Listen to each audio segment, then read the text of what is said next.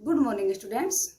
आज हम ग्रामर में नया टॉपिक शुरू करते हैं, समानाभासी और सार लेखन। समानाभासी या उच्चारण में सूक्ष्म अंतर से भिन्न अर्थ देने वाले शब्द। वर्तनी में भिन्नता रहते हुए भी कुछ शब्दों में उच्चारण का इतना कम अंतर होता है कि वे समान सुनाई देते हैं। उच्चारण का कम अंतर होता है और वह क्या दिखाई देते हैं, सुनाई देते हैं, समान सुनाई देते हैं, परंतु उनके अर्थ भिन्न होते हैं। उनके अर्थ क्या होते हैं, अलग होते हैं। ऐसे शब्द समानाभासी शब्द कहलाते हैं अथवा समूह उच्चरित भिन्नार्थक शब्द भी कहलाते हैं। समान उच्चारण वाले लेकिन भिन्न अर्थ वाले शब्द भी कहलाते हैं। जैसे गदा, गधा। गदा क्या है, हनुमान जी की गदा, और गधा एक जानवर का नाम है, एक पशु का नाम है। ग्रह, जो ये ग्रह होते हैं, पृथ्वी है, ग्रह है, और ग्रह घर।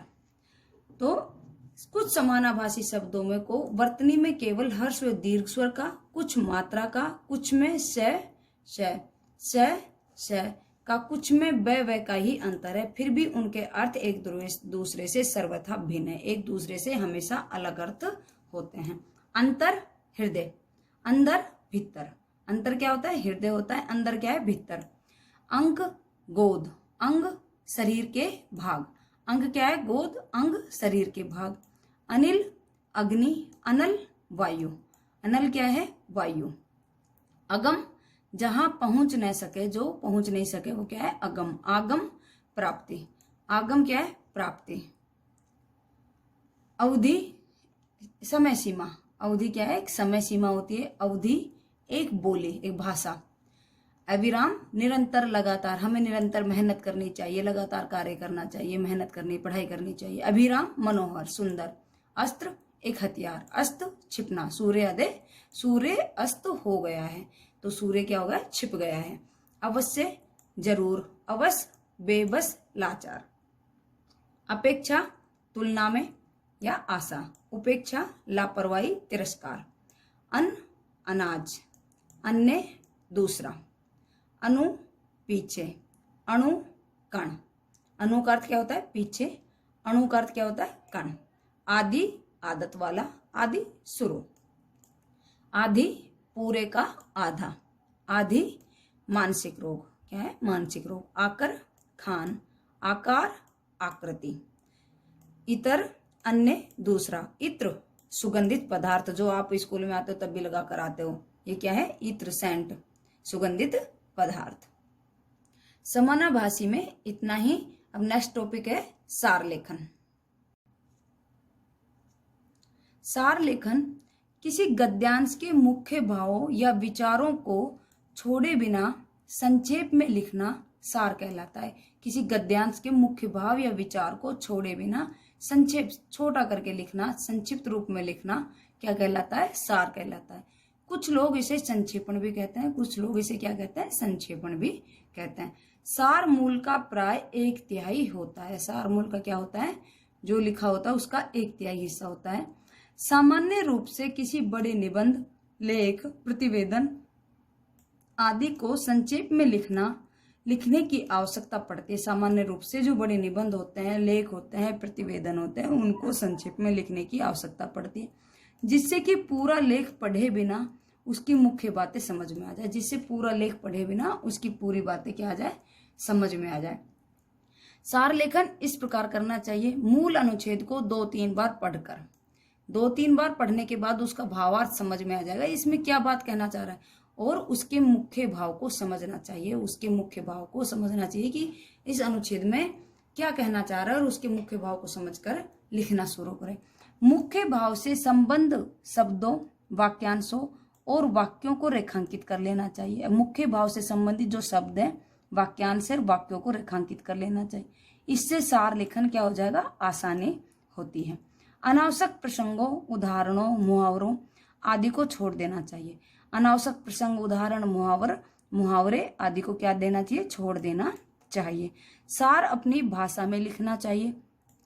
सार हमेशा अपनी भाषा में लिखना चाहिए। मूल अनुच्छेद के कुछ शब्दों को लिया जा सकता है।